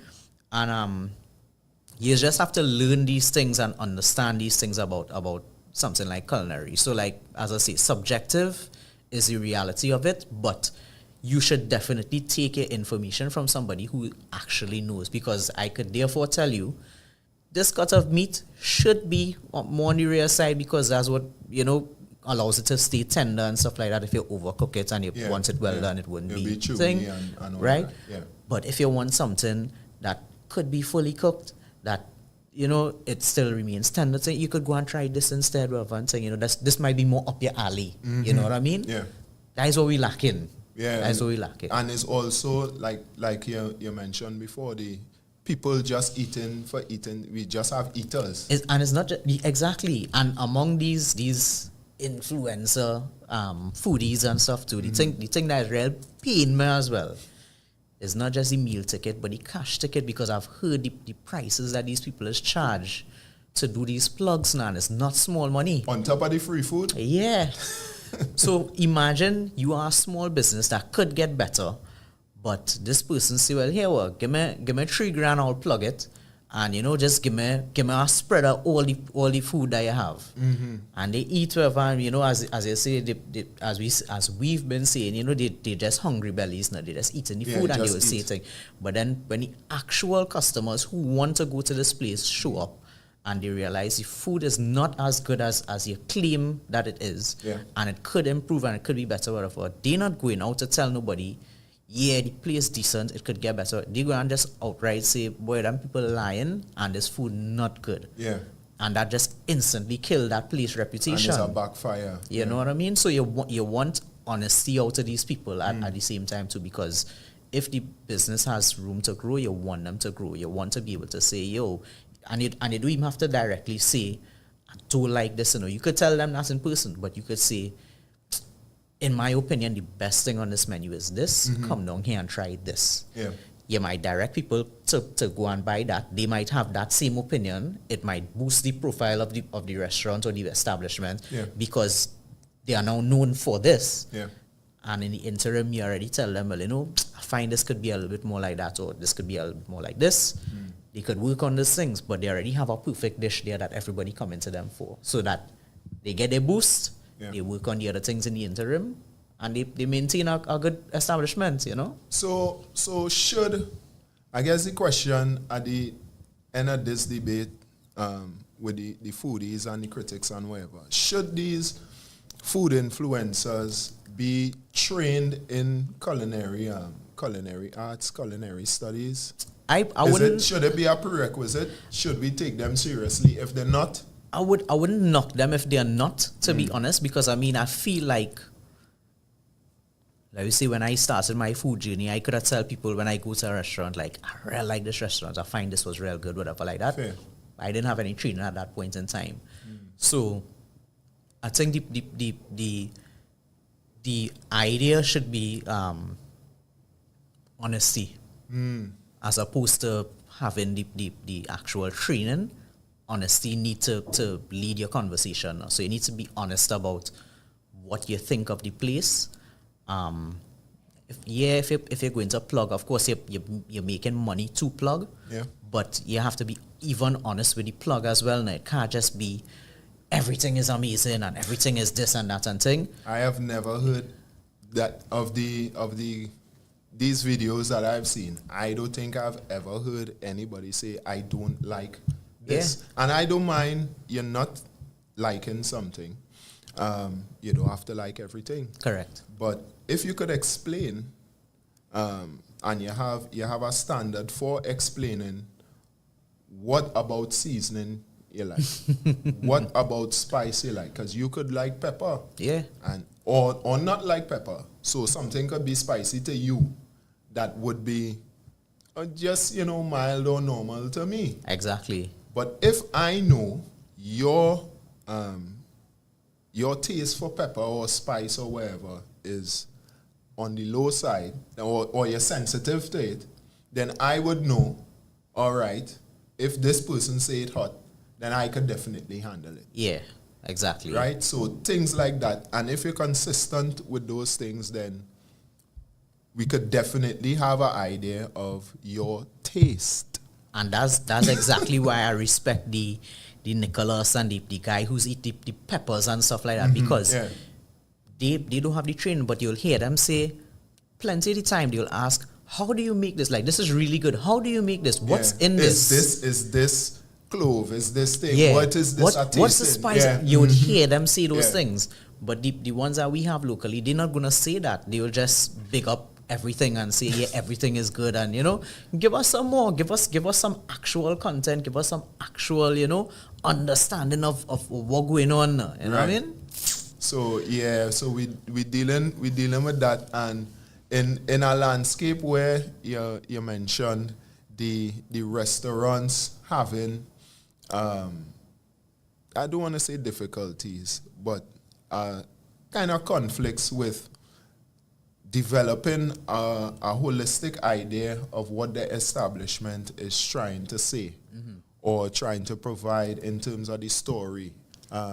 Things like the ambience, things like menu choices, sometimes having too many things. Yeah, definitely. On a menu is detracting. When I go to a restaurant that's supposed to be specialized in certain things, and I see 9-page thing and the writing small. Actually, it's overwhelming. Overwhelming, you yeah. know. So that's the thing. Like when you travel more and you eat in different places and stuff like that, you realize how concise plenty of these places that are top tier. Yeah. How concise the menu is. They limit your options just so that you could have an amazing experience, and they could put all the effort into it. So like let's say when I was in Cornwall, the main menus he had for dinner and for his Sunday lunch used to be a prefix menu. So you're guaranteed you're going to get 5 to 6 courses. Right. All the courses are curated. It have no changes. The only time a course might change is if you have a allergy or something like that. Right. Where we already have a planned substitute for if you don't eat meat, we have a fish. If you don't eat fish, you're vegan, we have vegan option. If you're gluten-free, we have gluten-free options as well. Fair enough, yeah. But we have it planned and curated so that you don't even have to bust your brain. Like you see the menu from beforehand, you know exactly what you're coming to get. You just come and enjoy the show, basically. You know what I mean? Yeah. And that's like plenty of the better places internationally that I've been to. Yeah. Is kind of more on that vibe, And you know what I like in traveling, and food and going to restaurants and things like that is, and it's a real simple thing for me, but I don't know how that affects everybody else, but they put the menu outside. Yeah. So you don't even have to walk in. They put the menu by the door, so you know, one, the amount of things that there are on the menu. You know what the things are, and you know how much they cost. Correct. So correct. I don't want to have to walk into a restaurant to walk back up. Seated. They done pour the water and the thing there already, and then I open the menu and get this overwhelming experience, and then realize too spicy. This is not familiar, and it's too expensive. And then, I mean, sometimes, like, the places, the servers themselves not even familiar with the food either. So, like, when you're abroad, if you walk into a place, like, if you already say, right, you're going to eat here or whatever, you're going to the place. Yeah, I understand what you're saying. Yeah, so, you know, well, what you recommend? Like, you know, I've seen so many good things on the menu. Yeah, What was your favorite? What you like? You don't really find people like that locally who could tell you, I like this because my preference is beef. Yeah. I like this because this tastes like this and anything. You don't get that now. Right. Or like, you know, you go and you tell somebody, a feeling for something that tastes like this, or you know, something like that, and they say, cool boy, I could recommend this to you. This is a nice dish here, blah, blah, blah. Yeah, you're right. Yeah, you don't find that level of understanding in establishments now. Right. You know? Okay. What would you attribute that to? That would be when these menus being put together and stuff like that, they're not allowing the staff to actually taste the menu. You know, ideally, that's what you're supposed to do. So you're creating a menu, you have a dish, you allow the staff to come and eat it and taste it and give feedback and whatever like that. We used to do that in Cornwall right through. Like every time we introducing something brand new, if it's a new dessert, if it's a new appetizer, you know, first course, whatever like that, we place it up exactly like how it's supposed to go out to the customer, so they see what it is they're going to be serving to these people. Right. Everybody get their spoon, they come and they take a piece, they taste it, whatever like that, and, you know, get an idea of how you're going to explain this to people. You know, what's your thoughts on it, blah, blah, blah. Yeah. And to the point where we even used to know exactly where the ingredients are coming from. So you could tell people, oh, these leafy greens came from Trevelyan Farms right up the road, 5 minutes away there. They also provide, you know, really good milk and butter and stuff like that. You know, Right. oh, we got these from this other farm down there. They provide, you know, freshest lamb cuts, blah, blah, blah. You could literally tell these people, these are the places where we're getting these things from now, you know, Right, and okay. that creates a different level of appreciation as well, because they know that you know exactly where it's coming from, how good the quality is. Yeah. If they want to go there to get, they could go and get themselves as well. You know what I mean? But this is where we get it. This is how we producing it for you guys. Yeah. Yeah. So, all right. So when you are in Cornwall, or when you are in Barcelona, or when you are in Mexico, where is feel to eat from Trinidad, or the UK, or wherever? You will always crave our doubles. One. Always have no getting away from doubles. Sometimes you just wake up on a morning and you could do with our doubles. You'll always feel for our doubles. That's one. Fair. Two, me, I'm a real pilau mouth, so I have to make pilau for myself wherever I go. Right. Because I always crave pilau. And three will have to be, well, roti. Roti. You know what I mean? You always want to get a roti now. Yeah, roti, you know? boy. But luckily, I would say though that like even within, I mean, you could make them. So. that's the other side of it, right?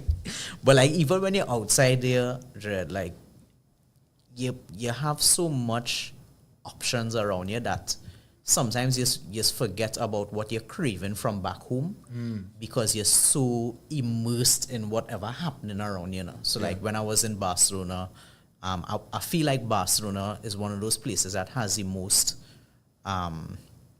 international options that I've seen ever. Okay. Because like I could literally pick a different kind of cuisine every day of the week kind of vibe. So like one day I'll go into like an Iranian restaurant, next day I'll go to somewhere that's Greek, next day I'll go to an Ethiopian spot, you know what I mean? It just exists. You just have to look for it, plan a day around it, you know, and then there's like a ton of different Spanish places that do different types of Spanish food. Because, you know, if it's like Catalan, if it's Andalusia, and if there's, you know, there's different things, different people provide. You want to get a proper paella, you want to go to somewhere that does it Valencia style, because Valencia is where originates it and makes it a certain way. You look for that, you know what I mean? So that was a good part of like being in a place like Barcelona. Is like, as much as I would miss home and crave some home food, your palate is stimulated by all these kind of different things yeah. that are available to that. To me, it was kind of like, you know what, I'm gonna eat all these things because when I leave here, I don't know when next I'm coming back. So, or when next I'll be able to experience these cuisines. So you just, live in the moment now. Yeah, sure. So you show them speed. Exactly. Right, and all right. So that experience, how does that further now inform your style as a chef? Oh, Do man. you incorporate different things and try it out here? Definitely. Okay. Definitely, because I think that's the good part about being a chef is like drawing that inspiration. I feel it's kind of similar to like music, like sampling. You know what I mean? Yeah. Yeah, like you definitely pay respect to the things that you're seeing and whatever like that. So there are actually like dishes that I've created recently because I was trying to create a menu for a restaurant, but it fell through in terms of the partnership that I was going to do. But I still have that menu put together there now. Okay. And my current goal right now that I'm giving myself like a year or two to achieve this thing is that like I want to get one of my menus out there now, and like the idea is to do like elevated version of like the Trinidad cuisine type thing. And I mean I'm borrowing techniques from the Italians and from the French and whatever like that. Yeah.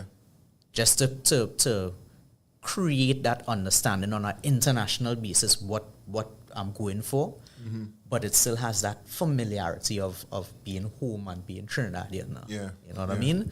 And that's what I feel like in terms of the storytelling, we could be doing a lot more of that. You know what I mean? So that is the major goal I have right now in terms of as you were saying, like how I let those things influence me. Yeah. My goal is to now show that this is where the influence is leading me, the direction that is leading me to now. Because like the same way how we talking about how Speed going all over the place and like, he's still talking about Trinidadian food. You understand? Creating stress for these other islands. And it feels like not to sound like, conceited, but I feel like Trinidad does have one of the most versatile, culinary landscapes in the Caribbean. Yeah. And we definitely don't buy into that and flex with it the way that we should, Barbados has a whole food and rum festival that happens every year now and is very well attended. True. And we had things like that in Trinidad, but it was terribly mismanaged. And the powers that be, they don't seek the interests of the people in the industry itself, and they don't seek out the peoples who know how to put on these events and to create the best out of it now. Yeah. And we need some people who care about it a lot more to be at the helm and to kind of drive it home, to bring people into Trinidad to sample these things and to see, how amazing the culinary is. Agreed. Yeah, that will augur well for the entire industry. Yeah. Again, it come back to people who know what they're talking about, leading the way. So, and as we're talking about leading the way, what's in the future for you now? I know you're trying to get back to the UK. Yeah, well, funny enough, so the UK is definitely on the cards, and there's another very big one who is another person I feel I could get you to have on the podcast as well too. So a really good friend of mine by the name of Katie George Newman, he was actually the guy who put me on to the chef in Cornwall to go and work with him. Nice. Okay. Another Trinidadian, I've known him since I was in my teens. We've been great friends from since then. He actually has been in the Michelin circuit among Michelin star restaurants. He has been in restaurants when they've won their second star, won their first star. In very, very versed chef. Excellent. Yeah. And he recently opened his own spot in Barcelona, small cocktail snacket bar that he calls it. You had that on your Instagram, I think. Right. Yeah, I saw it. So the name of it is Dogla. Yes, right? yes. And so I had the privilege of naming it Douglas for him, right? The Indian name it Douglas. So he wasn't too keen on the name at first, right? But I feel like in terms of creativity, I have a knack for those things now. Yeah. So we was That's having marketing. Yeah. I'll pull that from my brother because he's a marketing genius, but I have a little creative spark where like sometimes it might just be something that come to me and it might be more jokingly than anything else. But then it just other people might just develop on it and say that's a damn good idea, you know. Yeah. You know, it happens like that a lot. And similarly, it happened with he and I when he told me, he's like, you know, I secure this spot and I'm going to open and whatever. And he's like, I don't know what to name it. And he had some name that felt more typical now. And I tell him, so you tell me, you know, it's like this kind of play between Caribbean cuisine and Spanish cuisine, you know, similar techniques and stuff like that. Some Trinidadian dishes, some Spanish dishes, but everything on a more tapas style kind of vibe. Small plates, and he wants to do he procured a lot of real nice rums that he was doing pairings as well and cocktails, and you know he did his work. And he opening a branch in Trinidad anytime boy. soon. that's on like somewhere I want to go to. Right. So that, you know, so that's the idea. Like I'm telling people, like, you had to fly out and get to a place like that and see what guys doing out there now. Yeah. So when he told me the idea, I was like, bro, is a Douglas restaurant you making? Is a Douglas, you know? Yeah. And I was like, he's like, Douglas, boy, you feel so? I say, yes, boy. I say, think about it. I say, sleep on it. I say, don't take it immediately.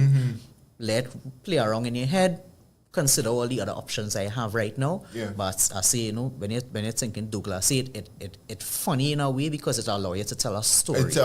People must ask you what that means. And what does the name mean? He intentionally spelt it Dogla because in Spanish, if they saw Dougla, they wouldn't be able to pronounce it. They wouldn't pronounce it Douglas. Right. Douglas. Yeah. That is how they might pronounce it. So he is like, you know, he'll leave it as Dogla and go Douglas so that they could definitely let roll off their tongue now. And I tell them, I say it now gives you the opportunity to explain. And that is the amount of thinking you're going to with just the name. Exactly. So I say it directly related to what you're doing as a culinarian insider here, because you know you're telling them about the play between Spanish and Trinidadian is, you know, the coming together of those two to make this child. You know. Yeah. So I was like, and you're telling a story, and it's something like very close to home that is very Trinidadian. Nobody do have no Douglas. You know, that's a Trinidadian term. You know what I mean? So he was like, after a couple of days he called me back. He was like, you win. He's like, you win. The name is Douglas. So he and I was talking recently as well, and he was like, he feel like he want me to come up there by him eventually too, to either expand or to create another project and stuff like that. I'll tell you what I'm seeing. I know I asked you the question, but I will answer the question, right? I see in a consultancy, boy. Well, I mean, it's possible, you know. I don't mind it, you know. Yeah. It's possible, it's possible. You have the skill set, you have the knowledge, the background, the experience, and the marketing. And the definitely. Face. I see in the consultancy. I see in the branding. I see in the art director, the culinary director, creative. Are you taking it? And if you're speaking it into my life, I go speak it into my life too. You know what I mean? Yeah, I see in that. I see in that, Aaron. And I'm looking forward to it becoming real. I think you're kind of actually doing it. But I wish you the best in the future. I want to take a drink with you. The only reason I ain't forget the other drink, you know. But I actually didn't talk to. All right, so everyone that has come live in studio thus far, we had a little drink except one person. She don't partake in alcohol, and I didn't want to be, you know, here drinking and she not drinking and she drinking water or whatever. So I did that, right? But in addition to that, the drinks that we partake in were procured from local people now. Nice. It's a homemade wine here. We had a few things. We had Stingers, big up Stingers, big up McClush, and we had a nice Sorrel Sangria, boy. Yeah, nah, man. I can't, the name doesn't come to mind, but I will make sure if we make this a clip, I'll put all the friends that have sent us drinks thus far. And I have one here that I didn't get directly from the person. So I know I know what the scene is, and I didn't want to put them up. So I can't show you the label, but I will give you the story, right? Because we're talking about stories. So the family business is a parlor, right? A store by us in Carnage. And we have a selection of drinks that beers and the rum and the normal. Let me make sure we even here. And things like that. But boy, this part, the purple men coming and asking for the purple cover. This is the I sorry. I can't show you the label because we didn't talk to the people, and I know you'll disclose it eventually. Don't worry about yourself. So I ain't trying to pop anybody, but there's yours. Right. So we have, gosh, I can't even say the name either. But as an Epicurean and somebody with refined taste, I don't see. Yeah, I don't try to smell it to see what it is I get into. What I could tell you is a homemade wine. And it's wildly popular. Real? Yeah, it's wildly popular. With the fellas on the block in Carnage. Big up Lancemeter Road where we come from. Right? First time I'm having it as well. So, where again? They want notes again. I'll tell you what it is, eh? Mm-hmm. I can't tell you notes and whatever, because of course Trinidad wine is not wine, Wine, right? yeah, right. But in terms of the taste, of course, it's a sweet wine. Sweet.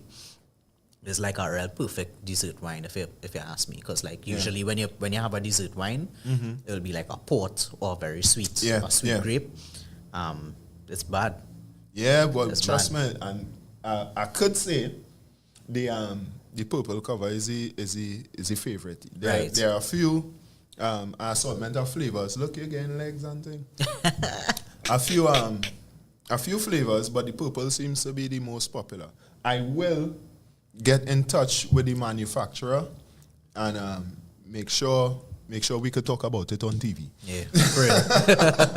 So you can't say I put you up and thing, right? So because like I said, I don't know where we get. Somebody in the family sources it, so I don't know actually where it comes from. So I have to do that research. But it's actually real decent. I just when I realized somebody coming in the studio today and we had to drink something, I say, oh gosh, but I don't have anything at hand, and then I remember this. So it's actually very legit. Right. So while it does taste good, it's a good tasting homemade wine. I'll tell you something, eh? Same way how I say, we have stories to tell that we don't tell enough of. Yeah. How many local restaurants you've ever been to that have a local wine on the menu? I have been to no restaurants that have a local wine on their menu. Right. So even with me saying that now, it's it's not our wine in terms of our grape, but it's our local wine. It's our local procured. We distill in this spirit now. Yeah. There's something that we're supposed to be pushing the same way. Correct. You know what I mean? Actually, funny enough, on the very first show, we had a thanks to McClush Wines, we had a Trinbagonians. Serious? A local rice wine. That Teeth was my head. fantastic. And I made the commitment to introduce, should I say it? To introduce a local ramen restaurant to that particular, to the wines, but specifically the sake. The Trinbagonians, which I want to rebrand. Sorry, McClush, I go in and call it Trinbagonians, right?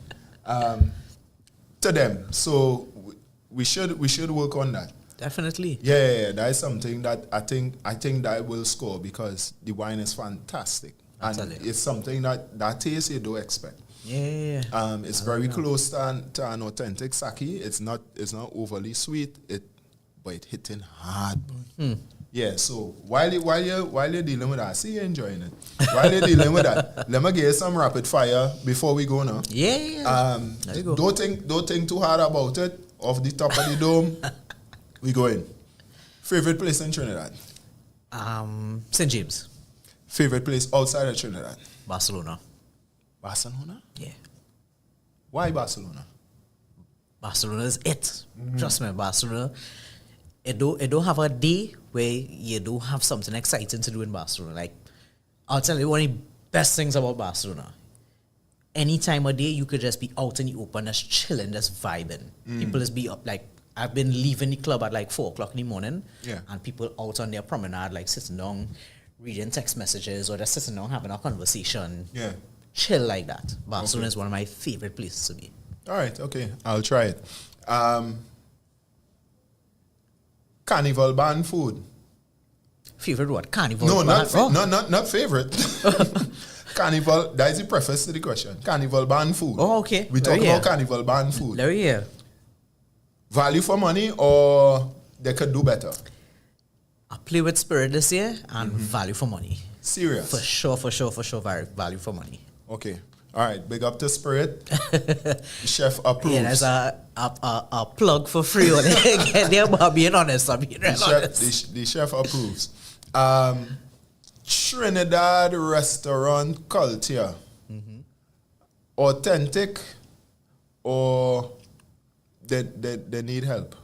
Somewhat. It used to be authentic. Some places still maintain it. Some places could do better. All right. Okay. Yeah. That is it. Is it? Yeah. That was a quick rapid fire, man. I say I'm wanting to. No. Come on. I wasn't going on rough here.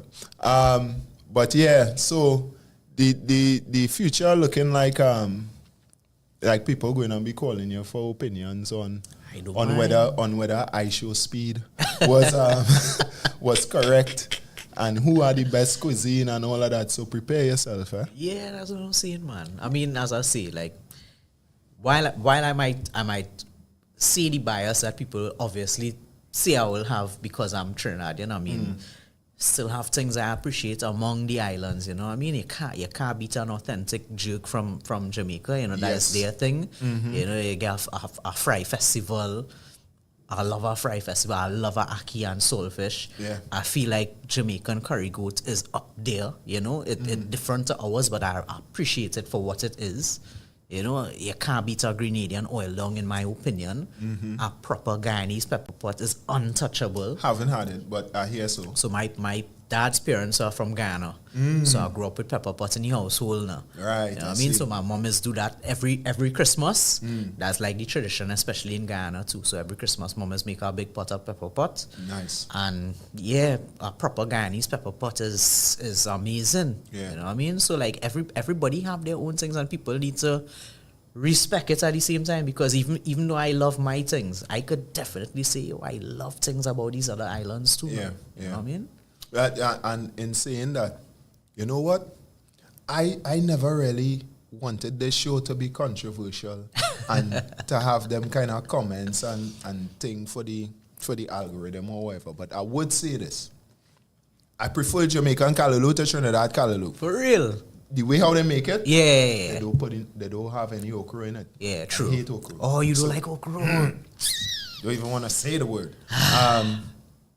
Jamaican callaloo over Trinidad callaloo any day. Breakfast, lunch, dinner. Anytime you bring Jamaican callaloo, I eating it. And this one will be pressure. And you could come for me. But Barbados macaroni pie. Macaroni pie over Trinidad macaroni pie any day. I said it. Man, so you like it poi? I love macaroni poi. I love the poi. So when the war start, all you know where to go. I defended Barbados for the poi, and I defended Jamaica for the callaloo. Everything else is fair game. And I think with that we could take us out. Thank you for joining us. Thank you for giving me your time. The timing was perfect. I thought it would not be in the realm of things that we're talking about, but definitely the timing perfect is current affairs we're dealing with, right? For real. So when you're outside, you have your outer view to do. We want to see you. Yeah, for sure. We want to see the techniques and them and the busting up and things. So where you operating now? In the interim before you go back out? In Trinidad here, I'm working with my boy up at Vala in Chaguanas. So nice spot, fast casual, really nice Sunday buffets. Every Sunday they try to do like a different cuisine from a different part of the world kind of vibes. Okay. So it's a real nice, comfortable spot. I'm not too sure what your price points are. There are some things that are pricey, there are some things that are a bit more reasonable, but in all is a nice spot to be in. Even if you want to come and watch a little football, a little basketball and sing in burgers, cutters, whatever, and sing like that. Right. Nice spot. Yeah, definitely. But if you want a little flaming T-bone steak with a little showmanship, a little fire show, come true, we have that. When you hear, all right, so when you hear somebody outside in the restaurant say, hey, I know Aaron and I know the chef, just know it's me, and I feel the negotiation for a discount. So, but you'll see me down there. Once again, what's the name of the place? Avala. Right. So Avala in Chaguanas? Yes. All right, nice. Look it up, check him out. You know the man, know what he's talking about, right? So, peace. Thanks for joining us. We'll see you next week. Bless up. Hopefully the CARICOM is still intact.